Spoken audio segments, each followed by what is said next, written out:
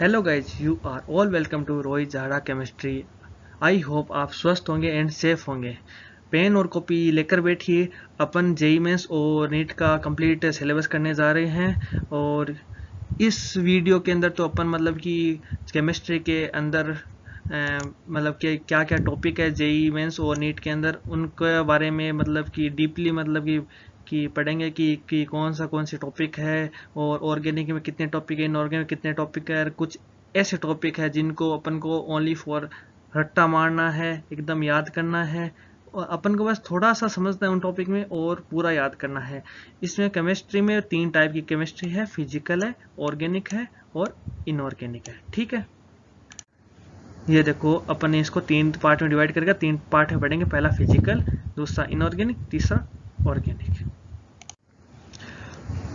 Syllabus पहला क्या है, फिजिकल ही अपन है। फिजिकल में पहला टॉपिक है मोल कॉन्सेप्ट। मोल कॉन्सेप्ट एक ऐसा टॉपिक है जो आपको नहीं आता ना तो फिजिकल नहीं आती। और ये मतलब कि ये फिजिकल का बेस है, ये टॉपिक फिजिकल का बेस है। इसको अपन को अच्छे से करना है, क्योंकि ये टॉपिक है ना केमिकल इक्विलिब्रियम में काम आएगा, ये मोल कॉन्सेप्ट में काम आएगा, यही आयनिक में काम आएगा, और ये सॉल्यूशन में काम आएगा। ये मतलब कि 5 टॉपिक से रिलेटेड है। मतलब कि ये टॉपिक बहुत अपन के लिए बहुत ही मोस्ट है।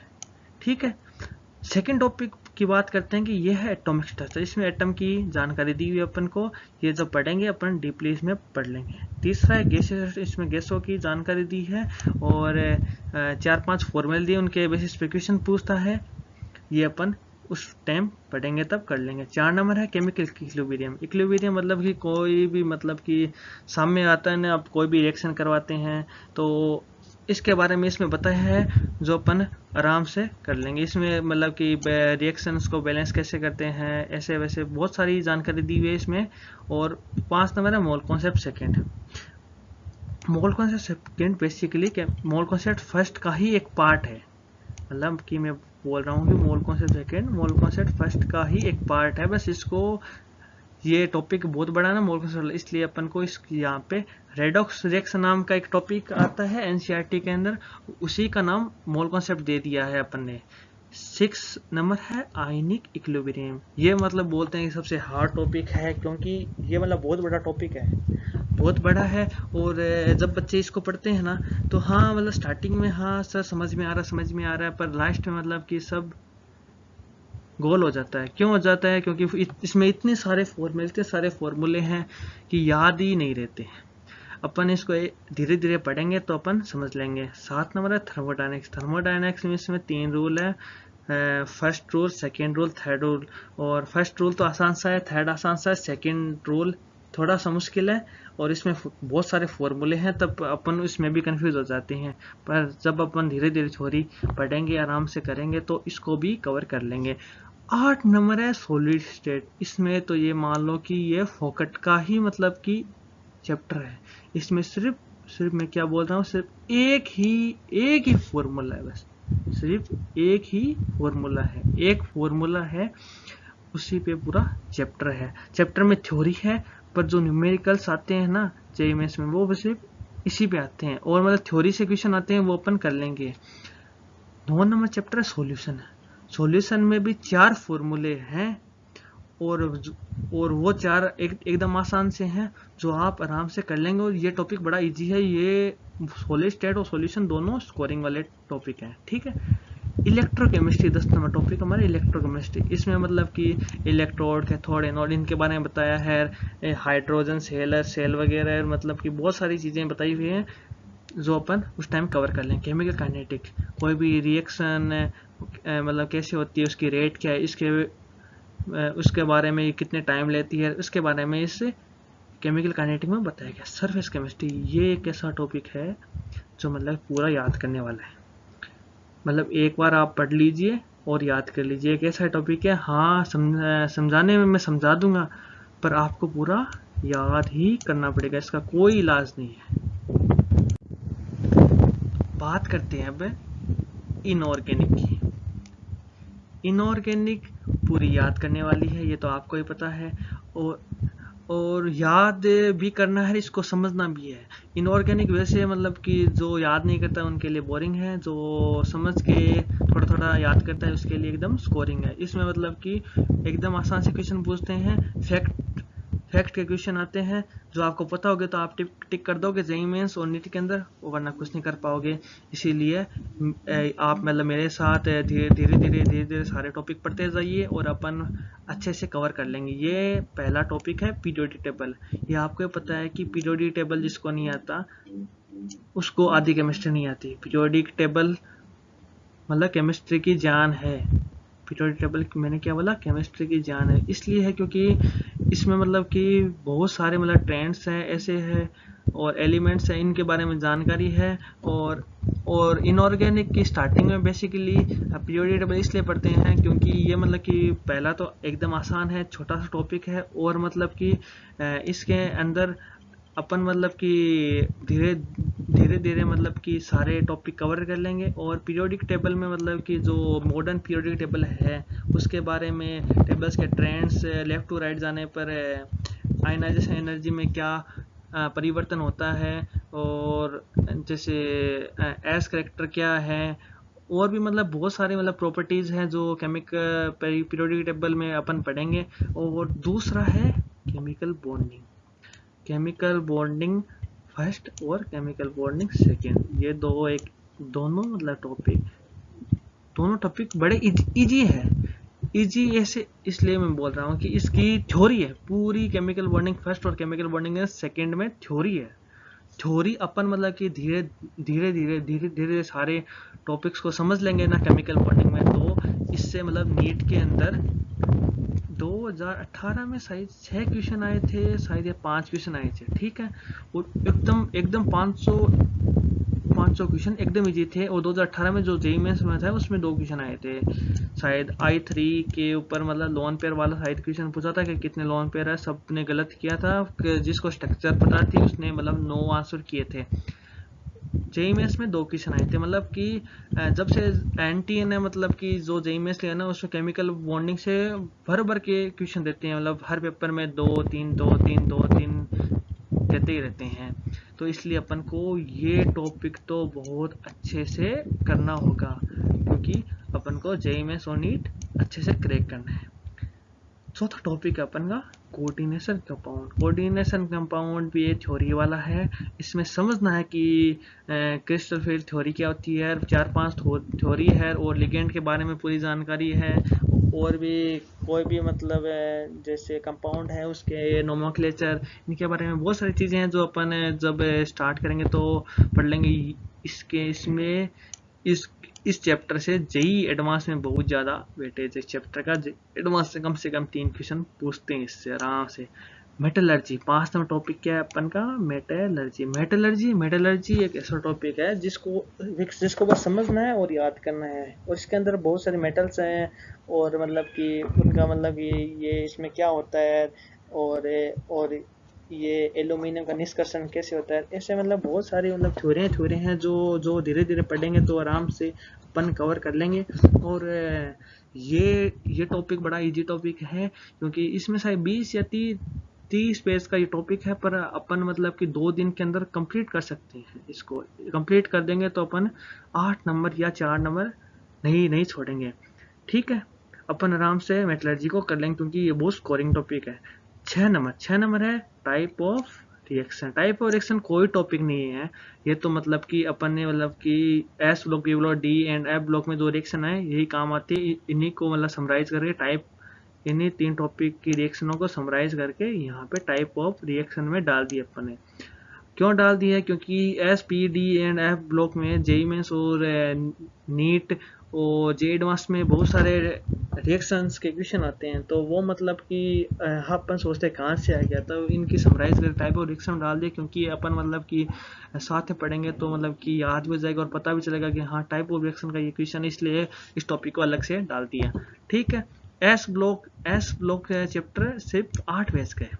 8 पेज का अपन सिर्फ 1 घंटे में कर सकते हैं। मतलब कि अपन को थ्योरी थोड़ा पता होगी, अपन थ्योरी आराम से पढ़ेंगे, थोड़ा समझ लेंगे तो एस ब्लॉक इजी है। पी एंड डी पूरा डाटा लगाने वाला है और थोड़ा थोड़ा समझने वाला है, जो अपन उस टाइम कर लेंगे। क्वालिटेटिव एनालिसिस, क्वालिटेटिव एनालिसिस में ऐसे है कि बहुत सारे अपन एक्सपेरिमेंट करते हैं और मतलब उनका क्या कलर होता है, ऐसे वैसे एक्सपेरिमेंटल फैक्ट वाला है, ये अपन जब पढ़ेंगे तब कर लेंगे क्योंकि, और ये ज़्यादातर बच्चे छोड़ के जाते हैं। और ये जो SPDF ब्लॉक वाली ये 3 टॉपिक है ना, ये बच्चे पढ़ते नहीं है। क्यों नहीं पढ़ते? क्योंकि सब बोलते हैं कि यार थ्योरी है, कौन पढ़ेगा इतने पेज की। पर जो बच्चा ये पढ़ के जाता है तो 3 से 4 क्वेश्चन मान लो इनसे आगे ना, तो 4 से 16 नंबर आपके बढ़ रहे हैं ना। अब आप देख लो कि आप मतलब कि कितनी ज़्यादा आपकी JEE मेंस और नीट के अंदर रैंक इंक्रीज हो जाएगी। 4 नंबर का भी बहुत ज़्यादा फर्क होता है। चलो अपन 3 नंबर अपना टॉपिक है ऑर्गेनिक का। चलो अपन ऑर्गेनिक की बात कर लेते हैं। ऑर्गेनिक है ना, ऑर्गेनिक बेसिकली मतलब कि अपन को आनी ही चाहिए। ऑर्गेनिक इतनी इजी है कि अपन इसको समझ के मतलब कि करें ना कि ये रिएक्शन है, इसमें क्या प्रोडक्ट बनेगा, ऐसे वैसे, तो अपन आराम से इसको कर सकते हैं। क्योंकि अपन को रिएक्शन याद होनी चाहिए और मेजर प्रोडक्ट याद होना चाहिए कि इसमें क्या बनेगा, और प्रोडक्ट बना दो और क्वेश्चन खत्म। ठीक है, अपन मतलब कि ये स्टार्ट करते हैं। पहला है कि IUPAC, मतलब कि IUPAC में क्या है कि अपन को कोई भी मतलब कि कंपाउंड दे दिया, मान लो ये कार्बन का ये कंपाउंड दे दिया, ठीक है, तो इसका मतलब कि नाम बताओ। इसका नाम है प्रोपेन, ठीक है, ये नाम प्रोपेन है।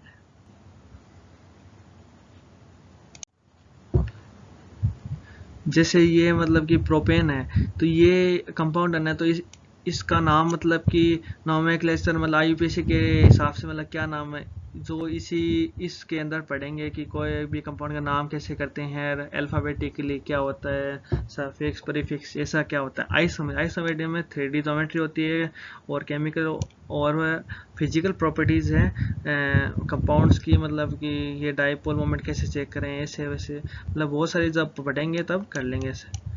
IUPAC का नीट के अंदर 3 क्वेश्चन या 2 क्वेश्चन आराम से मतलब पूछते हैं, और जो एकदम जिसको मतलब कि पता होता ना कि IUPAC नोमेनक्लेचर कैसे करते हैं, तो वो तो आराम से कर देगा।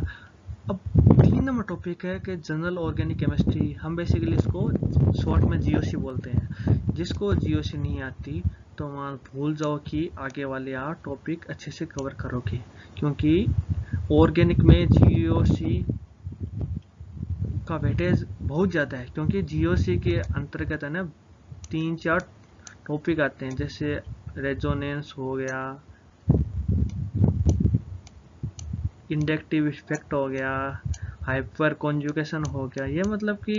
ये मतलब बेसिकली स्टार्ट होते हैं कि कोई भी अपन रिएक्शन कर रहे होते हैं तो रिएक्टेंट क्या होता है, और अपन उसमें क्या डाल रहे हैं, क्या बन रहा है, पर जो बीच की मैकेनिज्म होती है ना उसके उनमें क्या होता है, और उस टाइप की अपन चीज़ें जनरल ऑर्गेनिक केमिस्ट्री के अंदर पढ़ते हैं। क्योंकि ये आना बहुत ज़रूरी है। GOC से बहुत क्वेश्चन आते हैं, मतलब खासकर नीट के अंदर तो आराम से मतलब 5-6 क्वेश्चन आ जाते हैं। 5-6 मतलब कि नहीं आए तो 3 क्वेश्चन तो डेफिनेटली आते हैं। जो JEE मेंस में 2 क्वेश्चन तो कंफर्म ही आते हैं GOC के। GOC मतलब कि इसमें पूछते हैं कि एसिडिक स्ट्रेंथ क्या है, बेसिक स्ट्रेंथ क्या है, जो मैं अपन ट्रिक्स से सॉल्व कर लेंगे एकदम आराम से, धीरे धीरे सब टॉपिक कवर कर लेंगे। चौथा है हाइड्रोकार्बन में रिएक्शन है, ऑक्सीडेशन है, रिडक्शन में रिएक्शन है जो अपन को याद करनी है। एल्किल हैलाइड में बेंजीन्स की रिएक्शन है, एरोमेटिक्स में बेंजीन की रिएक्शन है, और कार्बोनिक कंपाउंड्स, ये सबसे हार्ड टॉपिक है रिएक्शंस का। मैं क्यों हार्ड बोल रहा हूँ, क्योंकि इसके अंदर रिएक्शन है जो थोड़ी सी लेंथी रिएक्शन है, पर आपको मैकेनिज्म और मेजर प्रोडक्ट आता है ना अच्छे से, कि GOC में सर ने ये बोला था कि इस प्रोडक्ट की स्टेबिलिटी ऐसे डिसाइड करते हैं, तो ये प्रोडक्ट स्टेबल होगा तो आप कार्बन कंपाउंड को भी अच्छे से कर लोगे। अब इसके अंदर मैं आपको बताता हूँ कि मान लो कि 2 क्वेश्चन इससे आगे, एक 3, 2 इससे आगे 5। अब 5 मान लो रिएक्शन नहीं आती तो 5 के 20 नंबर तो आप ऑर्गेनिक से आराम से लेके आ सकते हो। तो इसलिए ऑर्गेनिक को अपन को पूरा कंप्लीटली कवर करना है, क्योंकि ऑर्गेनिक मतलब जेई में से 25 क्वेश्चन आते हैं ना, तो अभी करंटली तो 8 क्वेश्चन भी आ गए हैं ना, तो आराम से 8 इंटू 4 मतलब कि 32 नंबर तो कोई नहीं रोक सकता। मतलब आप फिजिकल और इनऑर्गेनिक को छोड़ भी दो ना तो 32 नंबर आराम से आप ला सकते हो। तो इसीलिए ऑर्गेनिक को बहुत बहुत अच्छे से डीपली करेंगे। अब मैंने ये 4-5 टॉपिक अलग से डिसाइड करा है कि सम टॉपिक्स में इनको लिखा है। मैंने क्यों लिखा है कि ये टॉपिक कोई पढ़ता भी नहीं है। क्यों नहीं पढ़ता है? क्योंकि इनमें सभी में थ्योरी है। मैंने अभी फिजिकल में बताया था कि सरफेस केमिस्ट्री में पूरा थ्योरी है, रटा लगाना है और अपन को समझना है कि हाँ ये ऐसे ऐसे होता है, बस इस लाइन में ये होता है, बस कुछ याद करना है और इसको अपन अच्छे से याद करके मतलब कि ये मतलब कि लास्ट के 4 दिन बचे ना एग्जाम से पहले, उस टाइम मतलब पढ़ के चले जाएं तो एक एक क्वेश्चन भी आ गया ना तो 4 चौक 16 नंबर तो अपन के इंक्रीज हो रहे हैं ना, 16 नंबर तो इंक्रीज हो जाएंगे अपना, क्योंकि ये ज़्यादा तो बच्चे पढ़ के नहीं जाते और आप पढ़ के जाओगे तो आप के एक्स्ट्रा नंबर आपकी अच्छी रैंक आ जाएगी। और क्या अपन तो यही चाहते हैं कि जो बच्चे नहीं करे अपन वही काम करें। अपन वो टॉपिक तो करेंगे क्योंकि वो टॉपिक तो सब बच्चे छोड़ेंगे नहीं, अपन वो भी करेंगे और ये भी करेंगे तो एग्जाम को क्रैक करेंगे। ठीक है। 2 नंबर है पॉलीमर और बायोमोलिकुलर, ये दोनों ऑर्गेनिक के हैं। ये दोनों टॉपिक है ऑर्गेनिक के। और ऑर्गेनिक के मतलब कि जो कार्बोनिल के बाद में यही मतलब कि आता है टॉपिक कि पॉलीमर क्या होता है, बायोमोलिकुलर चैप्टर में क्या होता है। पॉलीमर्स में जैसे ये बाल्टी बनती है, प्लास्टिक के जो भी मटेरियल बनते हैं मतलब पॉलीमर्स में आते हैं। मतलब कि इनमें भी पॉलीमर्स में भी तो अलग अलग क्लासिफिकेशन दिया हुआ है, जो अपन पढ़ेंगे तब कर लेंगे। और 3 नंबर है बायोमोलिकुल। बायोमोलिकुल एकदम छोरी है, इसके अंदर मतलब बायोलॉजी वाली फीलिंग आती है कि शुगर, कार्बोहाइड्रेट ऐसे मतलब रिएक्शन है जो अपन पढ़ेंगे तब कर लेंगे, पर मतलब कि बायोमोलिकुलर पूरा रट्टा लगाने वाला टॉपिक है। 4 नंबर टॉपिक है कि chemistry in everyday life. Chemistry in everyday life को कोई नहीं पढ़ता, और खासकर जब मैंने 2019 में एग्जाम दिया था तब मैंने भी नहीं पढ़ा था। तो इससे 2 क्वेश्चन आए कि ताजमहल पीला क्यों पड़ रहा है, ये क्वेश्चन आपने भी देखा होगा और सुना होगा। ये क्वेश्चन मेरे एग्जाम में आया था, मैंने ये सही किया था बिना पढ़े, क्योंकि ये मेरे को पता था, ये आता था, ये पहले भी मतलब कि बहुत बार सुना है कि एसिड रेन के कारण होता है। पर ये टॉपिक मतलब इसलिए मैं बोल रहा हूँ कि जब 2019 के बाद में जब एनटीए ने जो एग्ज़ाम जेईई में से कराए थे उसका लेवल तो थोड़ा कम हुआ है, पर मतलब क्वेश्चंस बहुत आने लगे क्योंकि स्लॉट्स दे देते हैं ना 7-8 स्लॉट्स, तो उनको बहुत ज़्यादा पेपर बनाने पड़ते हैं। इसलिए मतलब कि जो टॉपिक बच्चे नहीं पढ़ते हैं उनसे वो ज़्यादा क्वेश्चन पूछते हैं। जैसे केमिस्ट्री एवरीडे लाइफ में जब मैंने 2020 में मतलब पेपर किया तब मेरे वाले में क्वेश्चन 2 आए और मैंने दोनों सही किए, तो मतलब फिर मेरे 8 नंबर तो एक्स्ट्रा बढ़ गए। ठीक है। तो वो अपन मतलब कि पूरी केमिस्ट्री है ना आराम से फिजिकल, इनऑर्गेनिक, ऑर्गेनिक, मैं क्या बोल रहा हूँ, एक तो physical plus inorganic plus organic, पूरी केमिस्ट्री अपन आराम से मतलब धीरे धीरे कवर करेंगे और मतलब एग्जाम को करेक्ट करेंगे। अपन सबसे पहले मतलब कि चैप्टर की करेंगे थ्योरी। पहले अपन को क्या पढ़ना है, थ्योरी। अपन थ्योरी अच्छे से कर लेंगे ना तो प्रैक्टिस क्वेश्चन में कोई दिक्कत नहीं आएगी। प्रैक्टिस क्वेश्चन में कोई दिक्कत नहीं आएगी तो अपन जेईई मेंस के क्वेश्चन आराम से कर लेंगे। और बात रही नीट की, जेईई मेंस के क्वेश्चन आप लगा लोगे ना तो नीट वाले आराम से हो जाएंगे। और अपन जेईई मेंस के 2001 से अब तक मतलब कि 2023 21 तक जितने भी क्वेश्चन आए हैं ना वो अपन सारे मतलब कि कवर करेंगे। पहले तो अपन थ्योरी पढ़ेंगे, बाद में प्रैक्टिस क्वेश्चन करेंगे जो मतलब थ्योरी के अंदर होंगे, और उसके अलावा मतलब प्रैक्टिस क्वेश्चन करेंगे और जेईई मेंस के क्वेश्चन लगा लेंगे, तो अपन आराम से एग्जाम क्रैक कर लेंगे। मान लो कि अब 100 नंबर का पेपर आता है केमिस्ट्री का, ठीक है, और अपन मतलब कि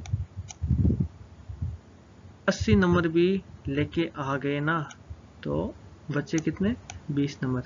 मान लो कि आपने मतलब 2-4 क्वेश्चन गलत कर दिए और 1-2 नेगेटिव मार्किंग हो गई, मान लो 80 नंबर तो आप केमिस्ट्री में ला सकते हो। हाँ, ये तो 100 नंबर का तो पहले आता था, आजकल तो शायद 75 का आता होगा शायद एग्जाम, है ना। तो अपन मतलब कि केमिस्ट्री में मतलब 25 क्वेश्चन आते हैं शायद जेईई मेंस में, तो 25 से 25 अपन सही करेंगे एकदम।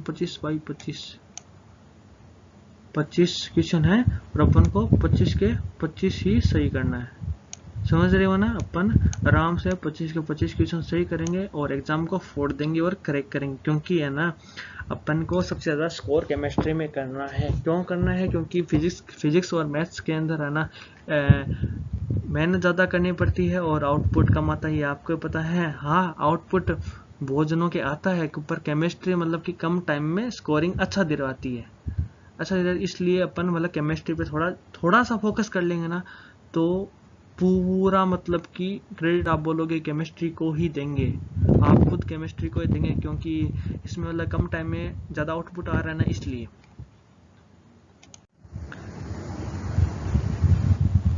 Thank you guys. आपको मेरा कंटेंट अच्छा लगे तो लाइक करें, शेयर करें और सब्सक्राइब करें और बेल आइकन को ज़रूर प्रेस करें। Thank you so much. मिलते हैं नेक्स्ट वीडियो में।